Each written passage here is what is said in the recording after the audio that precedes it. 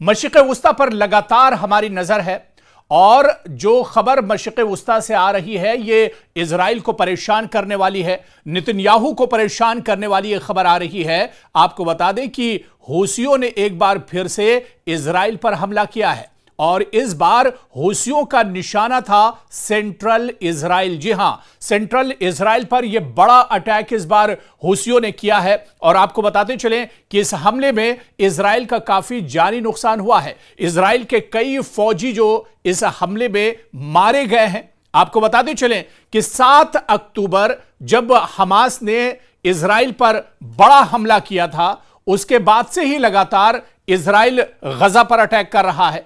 Israel को तकरीबन Nesto नाबूद कर दिया है इजराइल ने गजा को। और अब इजराइल की इस लड़ाई में, हमास और इजराइल की इस लड़ाई में जो सबसे बड़ा और जो सबसे अहम किरदार है वो हूसी फौजी हैं। जी हां, हूसी जो लड़ाका है वो लगातार इजराइल के लिए दर्द-ए-सर बने हुए हैं, नेतन्याहू के लिए दर्द-ए-सर बने हुए हैं। और आपको बताते चलें कि इजराइल पर हूसी फौजियों ने, हूसी लड़ाकों ने एक बार फिर अटैक किया है और इस बार इजरायली फौजी निशाना बने हैं हूसियों का। आपको बताते चलें कि हफ्ते में या यूं कहा जाए कि हर 2-4 दिन पर हूसी इजराइल को टारगेट करते हैं, इजरायली फौजियों को टारगेट करते हैं। इजराइल की जो इमारतें हैं, इजराइल के जो फौजी अड्डे हैं, इजराइल के जो ठिकाने हैं, उन्हें हूसी लगातार निशाना बना रहे हैं। और एक बार फिर से हूसियों ने सेंट्रल इजराइल को निशाना बनाया है। आपको बताते चलें कि तकरीबन 50 मिसाइल हूसी फौजियों की तरफ से दागी गई है, हूसी लड़ाकों की तरफ से कई ड्रोन अटैक किए गए हैं। और आपको बताते चलें कि जैसे ही हूसियों की तरफ से मिसाइल अटैक हुआ इजराइल पर, सेंट्रल इजराइल में सायरन बजने लगे और सायरन बजते ही जो यहूदी हैं, जो इजराइल के रहने वाले हैं, उनके हवास बाख्ता हो गए, डर गए। फिर से उनके मन में कहीं ना कहीं 7 अक्टूबर की वो तस्वीर उभर आई जब हमास ने बड़ा हमला किया था। 1200 यहूदी मारे गए थे इस हमले में, 240 यहूदियों का अगवा हमास ने किया था। और एक बार फिर से 7 अक्टूबर का जो डर था वो एक बार फिर से यहूदियों पर हावी हो गया, इजराइलियों पर एक बार फिर से 7 अक्टूबर वाला जो डर और खौफ था वो एक तरह से तारी हो गया। अचानक पूरे शहर में सायरन बजने लगे क्योंकि तकरीबन 50 मिसाइल के जरिए, एक साथ 50 मिसाइल हूसी लड़ाकों ने इजराइल पर दागे थे। और आपको बताते चलें कि इसमें इजराइल का जानी नुकसान हुआ है, कई इजरायली फौजी मारे गए हैं, कई जख्मी हुए हैं। और आपको यह भी बताते चलें कि लगातार इजराइल यह बड़ा इल्जाम लगाता है कि हूसी जो लड़ाके हैं वो दरअसल यमन के हैं, लेकिन इन्हें सपोर्ट ईरान करता है। जी हां, और इजराइल इससे पहले भी यह बात कई बार कह चुका है कि जो मिसाइल है या जो ड्रोन का इस्तेमाल हूसी लड़ाके करते हैं ये दरअसल मेड इन ईरान है। और ईरान का जो ड्रोन है, जिसे शहीद ड्रोन नाम दिया जाता है, या अल-समद 3 जो ड्रोन है ईरान का, इस बारे में भी इजराइल इल्जाम लगा चुका है कि ईरान के ये 2 ड्रोन, शहीद ड्रोन की जो दूरी है वो तकरीबन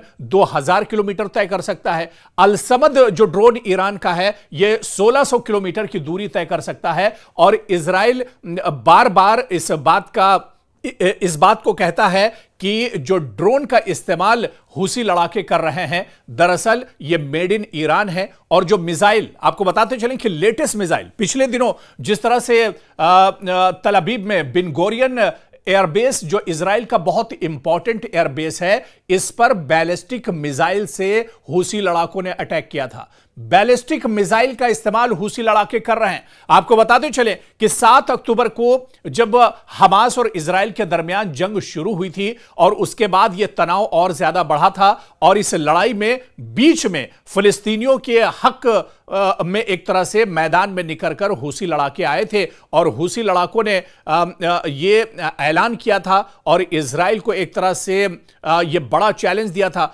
और यह हूसी लड़ाकों ने कहा था कि रेड सी, जिसे बहरे अहमर भी कहा जाता है, कि अगर इजराइल अपनी नापाक हरकतों को नहीं छोड़ता है, इजराइल अगर गजा पर जंगबंदी नहीं करता है तो रेड सी के अंदर उसके जितने भी जहाज हैं, उसके जितने भी कंटेनर्स हैं, उन्हें एक तरह से हूसी निशाना बनाएगा। और आपको बताते चलें, कहीं ना कहीं इजराइल पर एक बहुत बड़ा दबाव है, इजराइल के लिए बहुत बड़ा दर्द सर है ये हूसी लड़ाके जो लगातार इजराइल पर हमले करते रहते हैं, इजराइल के फौजियों को निशाना बनाते रहते हैं।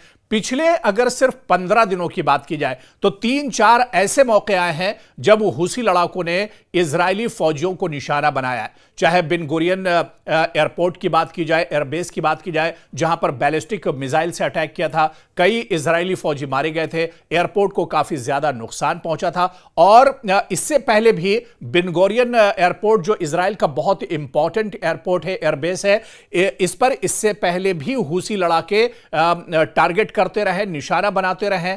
और इससे पहले भी हूसी लड़ाकों ने पूरी दुनिया को एक तरह से अलर्ट किया था और चेताया था कि बिन गुरियन एयरपोर्ट पर आप अपने तैयारी या अपने जहाज ना भेजें क्योंकि वो उनके जद में आ सकते हैं। और उन्होंने कहा था कि बिन गुरियन जो एयरपोर्ट है इजराइल का, ये हूसियों के टारगेट पर है, हूसियों के जद में एक तरह से आता है। और इससे पहले भी कई बार बिन गुरियन एयरपोर्ट पर हूसी लड़ाके अटैक कर चुके हैं। तो इस वजह से उन्होंने कहा था कि दुनिया के दूसरे ममालिक अपने जहाज को इस रेंज में न भेजें। अगर एयर स्पेस में किसी दुनिया का कोई दूसरा जहाज आता है तो उस पर भी निशाना हो सकता है, वो भी टारगेट बन सकते हैं। इसी वजह से पूरी दुनिया को एक तरह से हूसी लड़ाके इससे पहले अलर्ट कर चुके हैं। लेकिन आप देखिए कि सेंट्रल इजराइल पर हमला करना इतना आसान नहीं है। एक तो जो डिफेंस सिस्टम है इजराइल का बहुत अहम माना जाता है, बहुत मजबूत माना जाता है। हालांकि 7 अक्टूबर को इजराइल के इस डिफेंस सिस्टम की भी पोल खुल गई थी जब हमास ने अचानक हमला किया था, अचानक ड्रोन और मिसाइल से हमले किए थे, रॉकेट जो है वो हमास की तरफ से दागे गए थे। और उस वक्त जो डिफेंस सिस्टम था इजराइल का, उसकी एक तरह से पोल खुल गई थी। तो एक बार फिर से जब, हालांकि इजराइल ये बात इस बार भी कह रहा है कि सेंट्रल इजराइल पर जो मिसाइल हमले किए गए हैं, जो ड्रोन हमले किए गए हैं, इन ज्यादातर मिसाइल्स को उसके डिफेंस सिस्टम ने एक तरह से रोक लिया है। लेकिन हूसियों का यह कहना है, और जो खबर आई है बाकायदा इजराइल ने भी इसकी तस्दीक की है कि इस मिसाइल अटैक में और ड्रोन हमले में इजराइल के कई फौजी मारे गए हैं, कई जख्मी हुए हैं। और आपको बताते चलें कि इस बात की तस्दीक खुद इजराइल ने भी की है, इजराइल के मीडिया ने इस बात की तस्दीक की है। यानी जो दावे इजराइल करता है अपने डिफेंस सिस्टम को लेकर, उन दावों में कहीं ना कहीं एक तरह से सच्चाई नहीं है। और कुल मिलाकर अब इजराइल जो है परेशानियों का शिकार है। और इजराइल बार बार दावे करता है कि हूसियों को तबाह कर देंगे, बर्बाद कर देंगे, नेस्तो नाबूद कर देंगे। लेकिन हूसी लड़ाके कहीं ना कहीं अपने मिशन में कामयाब हैं। और यही वजह है कि हूसी लगातार इजराइल को टारगेट कर रहे हैं। हर 2-4 दिन के बाद कहीं ना कहीं इजराइल, जिस तरह से हमने बताया कि इजराइल के चाहे फौजी हों, इजराइल के चाहे वो सैन्य फौजी अड्डे हों या इजराइल से जुड़े हुए दूसरे जो मकामात हैं, वहां पर हूसी अटैक करते हैं और उन्हें निशाना बनाते हैं। एक वक्त तो ऐसा था कि बहरे अहमर में हूसियों की एक तरह से हूसियों का डर इतना ज्यादा बढ़ गया था कि इजराइल ने एक तरह से जो अपने पानी के जहाज हैं उन्हें रोक लगा दी थी, उनको जाने से मना कर दिया था।